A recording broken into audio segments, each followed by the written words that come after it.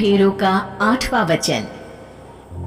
स्वाति ने इसी साल शहर के कॉलेज से पढ़ाई पूरी की है और अब उसके लिए जगह जगह से रिश्ते आने लगे हैं। स्वाति से ज्यादा उसके रिश्तेदारों को उसकी शादी की चिंता है, इसीलिए जो भी स्वाति के घर आता वो किसी नए लड़के की खबर जरूर ले आता। अरे दीदी, ये फोटो देख के बताओ कैसा है। राहुल नाम है लड़के का, मेरी सहेली की बहन का बेटा है। अपनी स्वाति के साथ एकदम प्यारी जोड़ी लगेगी इसकी। जरा दिखाना, फोटो तो बढ़िया लग रहा है। कोई गलत आदत वादत तो नहीं है ना इसे? और कमाता कितना है? अरे कोई गलत आदत नहीं है दीदी, आप कहो तो एक मीटिंग करवा देती हूँ, फिर सब कुछ फाइनल कर लेना। हाँ हाँ, ये सही कह रही हो तुम। संडे को स्वाति के पापा भी घर पे ही रहेंगे। बुआ फिर वहां से चली जाती है और रात को स्वाति की माँ उससे कहती है, स्वाति बेटा, आज कमला बुआ ने एक लड़के की फोटो दिखाई है। संडे को वो लोग मिलने आ रहे हैं, तैयार हो ना तुम बेटा? अरे मम्मी, आप कहाँ कमला बुआ के चक्कर में आ जाती हो? अभी इतनी जल्दी कोई शादी वादी नहीं करनी है मुझे। अरे बेटा, अच्छा लड़का है, बुआ जानती है उसे अच्छे से। हाँ स्वाति बेटा, एक बार मिल तो लो, बाद में देखेंगे आगे क्या करना है। वैसे तो कमला रिश्ता लाई है तो मना करने का तो कोई सवाल ही नहीं उठता। संडे की सुबह होती है और कमला बुआ राहुल और उसके मम्मी पापा को लेकर स्वाति के घर आती है। अरे आइए आइए भाभी, इसे अपना ही घर समझिए, इनसे मिलिए। ये मेरे भैया और ये मेरी भाभी है।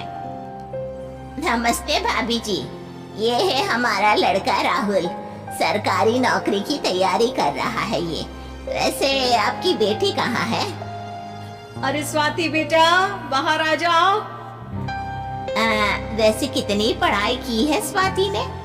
जी, पोस्ट ग्रेजुएट है हमारी बेटी साइंस में। ये सब तो ठीक है, पर घर संभालना जानती है या नहीं? हमें कौन सी इससे नौकरी करवानी है, नौकरी तो मेरा बेटा करेगा ही। पर मैंने इतनी पढ़ाई की है और आप चाहती है कि मैं घर पर ही बैठी रहूं? अरे स्वाति बेटा, ये बड़ों की बात में तुम कहाँ बोल पड़ी? हम सब देख लेंगे क्या करना है क्या नहीं। हम तो इसी बात में विश्वास करते हैं कि घर के लड़कियां घर में ही रहे तो ज्यादा अच्छा रहता है। वरना भाई साहब, आप तो आजकल के हाल जानते ही हैं, कितनी घटनाएं होने लगी हैं औरतों के खिलाफ। स्वाति बेटा, रसोई का काम तो पूरा जानती हो ना? शादी के बाद तुम्हें ही संभालना है वो सब। अरे बहुत अच्छा खाना बनाती है ये, आप सब लोग इसकी तारीफ करते नहीं थकेंगे। लो भाई, हो गई मीटिंग, अब शादी की तारीख फाइनल कर लेते हैं, क्यों भैया? भाई, हम तो पंडित जी से चर्चा करने के बाद ही तारीख फाइनल करेंगे। सालों से हम उनकी बातें मानते हुए आ रहे हैं। लड़के वाले और कमला बुआ की बातें सुनकर स्वाति एकदम नाराज हो जाती है और उसे लगने लगता है कि शादी के बाद उसे घर पर ही बैठना पड़ेगा। लेकिन घर वालों के आगे उसकी एक नहीं चलती और उसे शादी के लिए हाँ कहना पड़ता है। शादी का दिन आ जाता है और सब मंडप में जमा होते हैं। अब फेरों का समय हो गया है, अब कन्या अपने वर से 7 वचन मांगेगी। आप किसी धार्मिक आयोजन में जाए तो मुझे भी ले जाएंगे। आप मेरे माता पिता का भी बराबरी से सम्मान करेंगे, हमेशा मेरा साथ निभाएंगे।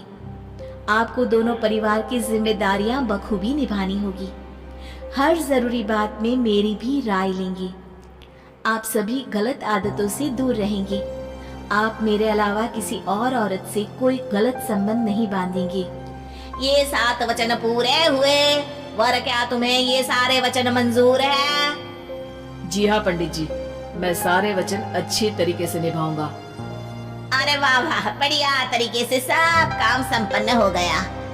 तो इसी के साथ विवाह संपन्न हुआ और आज से ये दोनों पति पत्नी हुए।